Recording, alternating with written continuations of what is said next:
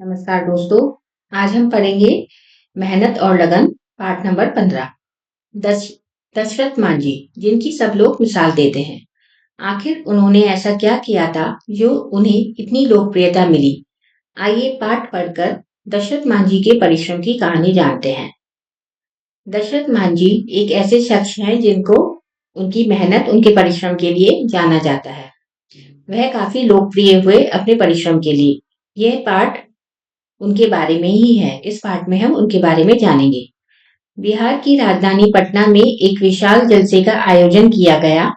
हर क्षेत्रीय प्रमुख हस्तियां पधार रही थी। गांधी मैदान में विशाल पंडाल लगा था। फूलों से बंधनवार सजाए गए थे। बिहार की राजधानी कौन सी है? बिहार की राजधानी है पटना। वहां पर एक बहुत बड़ा समारोह हो रहा था, जहां पर हर एक क्षेत्र की जो प्रसिद्ध लोग थे वह वहां पर आए थे।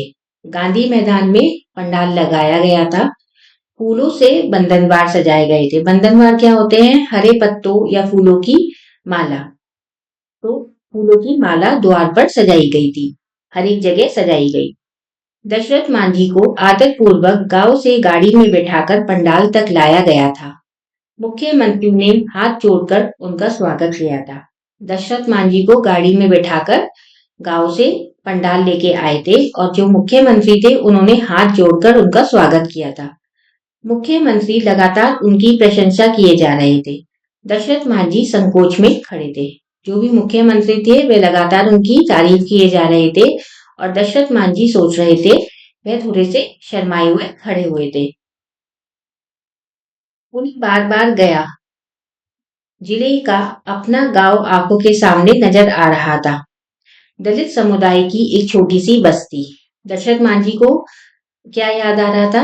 अपने उनकी दलित समुदाय मतलब जो शेड्यूल कास्ट होते हैं उनकी एक छोटी सी बस्ती जहां पर वो रहते थे, वह एक बहुत छोटी सी जगह थी। गांव के बगल में सदियों से खड़ा एक बड़ा पहाड़ और गांव के पास में ही बहुत बड़ा पहाड़, एक वहां पर बहुत बड़ा पहाड़ था गांव के पास में ही। पहाड़ के दूसरी ओर गांव के खेत और पहाड़ के दूसरी ओर गांव के खेत थे।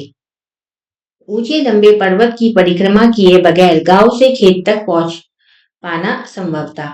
और जब लोगों को खेत तक जाना होता था तो उन्हें पूरे पर्वत का चक्कर काटना पड़ता था, तब वह गांव से खेत तक जा सकते थे। होश संभालने के बाद से बालक दशरथ ने गांव में केवल अभाव, बेबसी और भुखमरी ही देखी थी।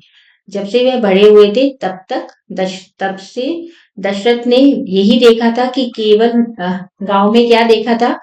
गांव में हमेशा हर चीज की कमी रही है। लोग बहुत बेबस हैं, लोग बहुत मजबूर हैं और खाने पीने की भी कमी थी।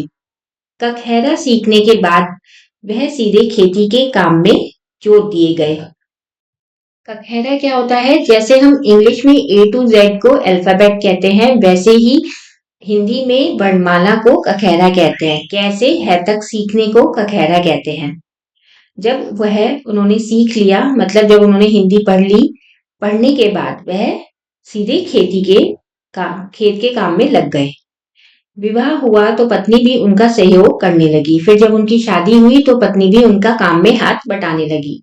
सुबह हुई नहीं सुबह हुई नहीं कि दशरथ हल बैल के साथ पहाड़ की परिक्रमा करते हुए खेत के लिए रवाना हो जाते। और सुबह होते ही दशरथ हल और बैल लेकर पहाड़ के चक्कर काटकर खेत की ओर जाने के लिए निकल जाते अपने घर से। पत्नी भोजन तैयार कर पानी की बाल्टी और खाने की पोटली के साथ घंटों चलकर पसीने से लथपथ खेत पर पहुंचती और फिर पत्नी उनकी भोजन लेके आती थी, साथ में पानी की बाल्टी और खाने की पोटली। यह लेकर वह पहाड़ के चक्कर काटकर उसे बहुत घंटों तक चलना पड़ता था, फिर वह खेत तक पहुंच पाती थी। एक दिन पत्नी ने कहा था, काश गांव और खेत के बीच के इस पहाड़ को काटकर एक राह बन पाती। एक दिन उनकी पत्नी ने उनसे कहा था कि काश कोई इस पहाड़ को काटकर एक सड़क बना दे जिससे हम गांव से खेत में आसानी से पहुंच सके। फिर तो घंटों की दूरी मिनटों में ही तय हो जाती। दशरथ ने पत्नी की बात को गंभीरता से लेते हुए कहा, तुम ठीक कहती हो। एक दिन मैं ये राह बनाकर ही दम लूंगा। फिर दशरथ ने पत्नी की बात को बात पे ध्यान देते हुए बोला कि हाँ, एक दिन मैं ये सड़क जरूर बनाऊंगा, ये रास्ता मैं जरूर बनाऊंगा, मगर कैसे भला? पत्नी ने अचरज से प्रश्न किया। फिर उनकी पत्नी ने पूछा, पर कैसे बनाओगे? आगे आगे देखिए होता है क्या। दशरथ ने मुस्कुराते हुए कहा। फिर दशरथ ने मुस्कुराते हुए कहा कि देखो आगे मैं क्या करता हूँ। शाम को दशरथ ने गांव के सभी घरों में जाकर पूरे गांव की बैठक बुलाई। बैठक में पत्नी की व्यथा सुनाते हुए पूरे गांव वालों से एकजुट होकर श्रमदान करने तथा पहाड़ काटकर सड़क बनाने का आह्वान किया गया। शाम को दशरथ ने जितने भी गांव वाले थे उन सबको बुलाया, उन सबके लिए को मिला बुलाया और एक बैठक मतलब एक मीटिंग बुलाई। बैठक में मीटिंग में उन्होंने बताया कि जो उनकी पत्नी ने उन्हें सुझाव दिया था कि एक पहाड़ को काटकर सड़क बना देनी चाहिए, तो उन्होंने गांव वालों के सामने वह सुझाव रखा और कहा कि सब लोग श्रमदान, श्रमदान मतलब होता है परिश्रम करें, सब लोग हम लोग सब मेहनत करके इस पहाड़ को काट देते हैं और सड़क बनाना शुरू करते हैं। उन्होंने सबसे यही सुनने को उन्हें सबसे यही सुनने को मिला था, ऐसा आज तक कभी हुआ है जो अब होगा। सरकार तो कई बार कोशिश करके थक गई, यदि संभव होता तो सड़क नहीं बन गई होती। फिर किसी ने भी उनका साथ नहीं दिया और सबने यही कहा कि ये कभी नहीं हो सकता। अगर सड़क बननी होती तो सरकार इतनी बार कोशिश कर चुकी, तब बन जाती। बेकार सबका समय और मेहनत बर्बाद मत करो और जिस तरह से चल रहा है चलने दो। हम सभी को अब इसकी आदत हो चुकी है। फिर उन सब ने दशरथ से कहा कि तुम फालतू में सबका समय बर्बाद कर रहे हो और सबकी मेहनत बर्बाद कर रहे हो, जैसा चल रहा है वैसे चलने दो।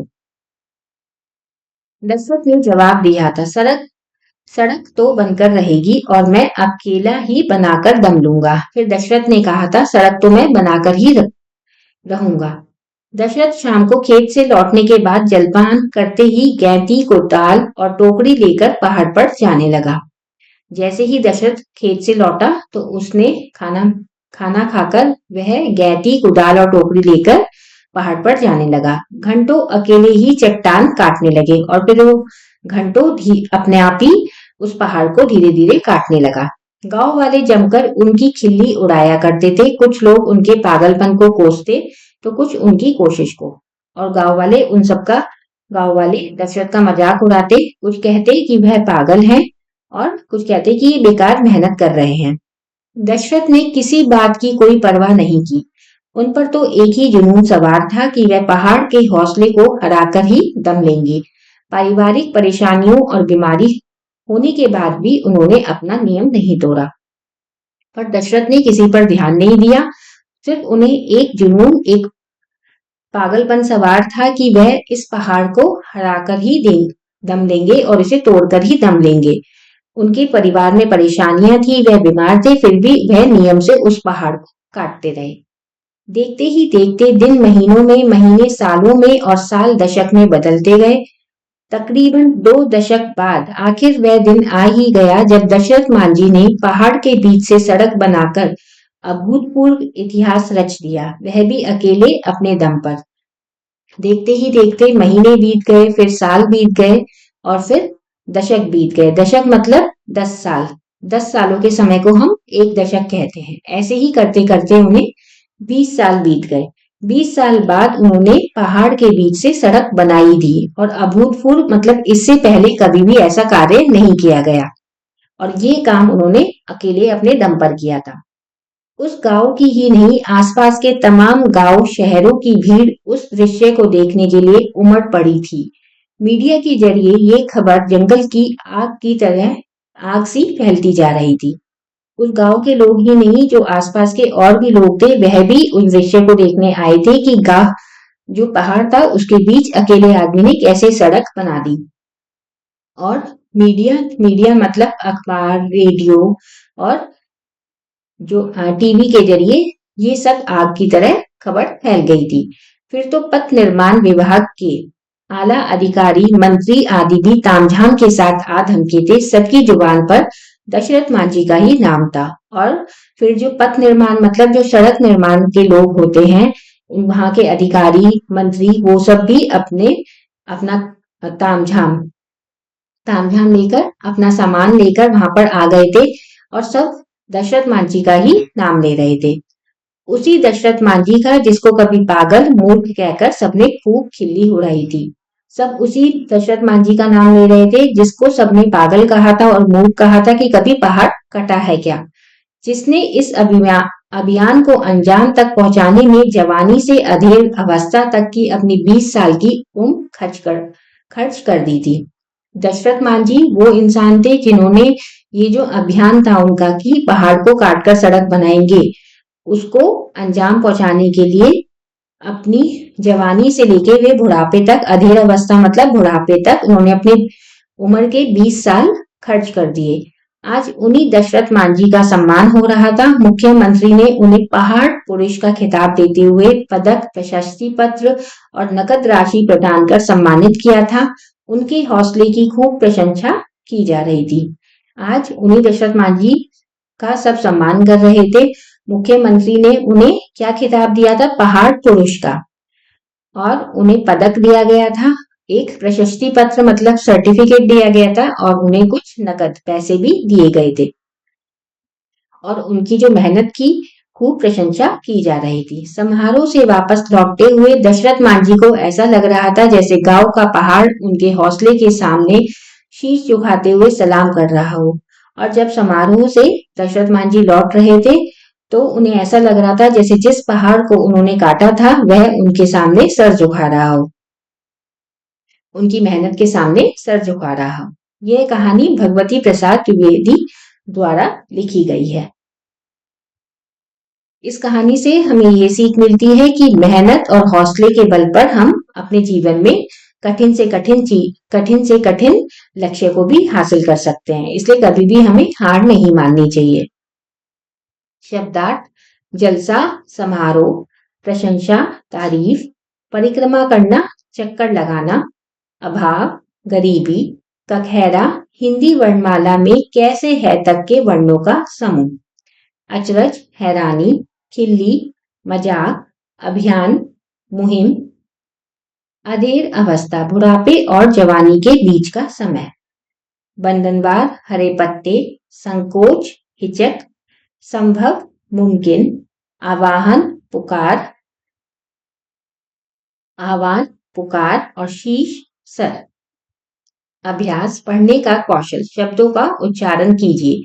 राजधानी, जलसा, पंडाल, स्वागत, समुदाय, परिश्रम, अभाव, भुखमरी, कखैरा, पहाड़, अचरज और आह्वान। पाठ ज्ञान: सही उत्तर पर टिक लगाइए। बिहार की राजधानी है, बिहार की राजधानी कौन सी है? पटना। गांधी मैदान में विशाल लगा था, गांधी मैदान में क्या चीज लगी थी? विशाल पंडाल लगा था। दशरथ ने पत्नी की कौन सी बात गंभीरता से ली? दशरथ ने पत्नी की पहाड़ को काटकर सड़क बनाने की बात गंभीरता से ली। गांव वालों ने दशरथ को सड़क बनाने में सहयोग नहीं दिया। कितने वर्ष में दशरथ मांझी ने पहाड़ को काटकर सड़क बनाई? 20 वर्ष में। निम्नलिखित वाक्यों के सामने सत्य अथवा असत्य लिखिए। दशरथ मांझी एक किसान था, यह वाक्य सही है। दशरथ मांझी ने सभी गांव वालों के साथ मिलकर पहाड़ को काटकर सड़क बनाई थी, यह वाक्य गलत है, उन्होंने अकेले ही सड़क बनाई थी। पहाड़ को काटकर सड़क बनाने का सुझाव दशरथ मांझी की पत्नी ने दिया था, यह वाक्य भी सही है। दशरथ मांझी को सड़क बनाने में 20 वर्ष लगे, यह वाक्य सही है। दशरथ मांझी ने अकेले पहाड़ को काटकर सड़क बनाकर एक अभूतपूर्व इतिहास रचा था, यह वाक्य भी सही है। रिक्त स्थानों की पूर्ति कीजिए। प्रश्न नंबर 3, पहला है फूलों से डैश सजाए गए थे। फूलों से क्या सजाए गए थे? बंधनवार सजाए गए थे।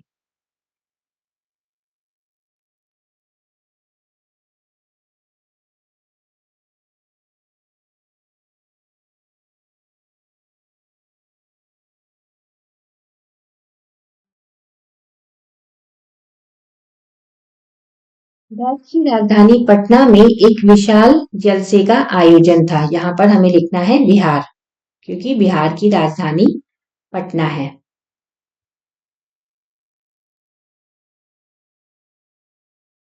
गा एक दिन यह डैश बनाकर ही दम लूंगा। एक दिन मैं ये रहा या यह सड़क बनाकर ही दम लूंगा।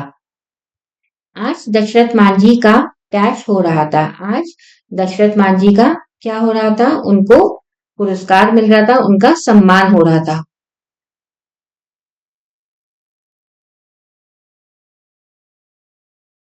सबकी जुबान पर डैश का ही नाम था। किसका नाम था सबकी जुबान पर? दशरथ मांझी का ही नाम था।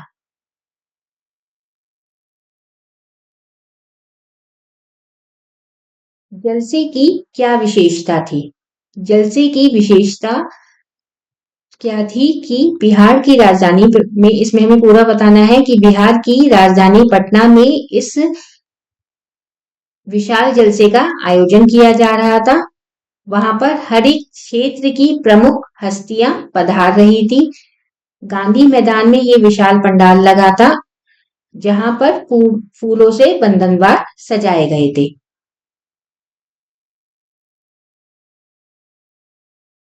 यहाँ तक आप इस आंसर को लिखेंगे।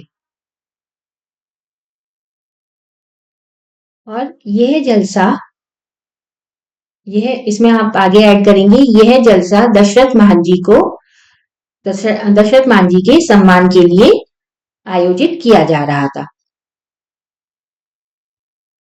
फिर सेकंड क्वेश्चन है, दशरथ मांझी के गांव की दशा कैसी थी? दशरथ मांझी ने, दशरथ मांझी जिस गांव में रहते थे, दशरथ मांझी के गांव की दशा सदैव कैसी थी? उन्होंने जब भी देखा उस गांव को कैसे देखा? अभाव में देखा, भुखमरी में देखा और बेबसी में देखा। दशरथ मांझी के गांव में केवल अभाव, बेबसी और भुखमरी ही थी। आप इसे यहां से लिखेंगे।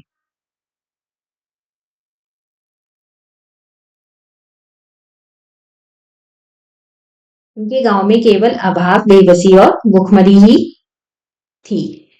साथ में आपको ने यहाँ पर भी लिखना है कि उनके गांव में, गांव के बगल में एक बहुत बड़ा पहाड़ था। पहाड़ के दूसरी ओर गांव के खेत थे और उस पहाड़ की परिक्रमा के बाद ही गांव से खेत तक पहुंच पाना संभव था। उसके बाद प्रश्न नंबर 3 है, दशरथ मांझी ने गांव वालों से क्या आग्रह किया? दशरथ मांझी ने गांव वालों से श्रमदान का आग्रह किया था।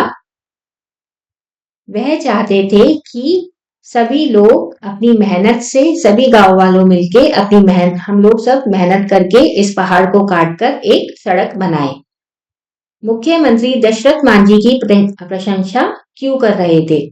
मुख्यमंत्री दशरथ मांझी की प्रशंसा इसलिए कर रहे थे क्योंकि दशरथ मांझी ने एक अभूतपूर्व इतिहास रचा था। उन्होंने अपने दम पर, उन्होंने अकेले ही पहाड़ काटकर गांव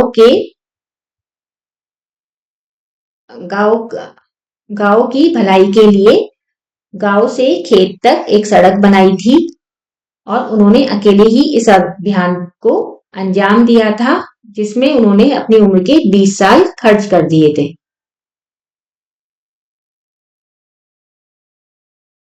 यहाँ पर यह पाठ समाप्त होता है। धन्यवाद।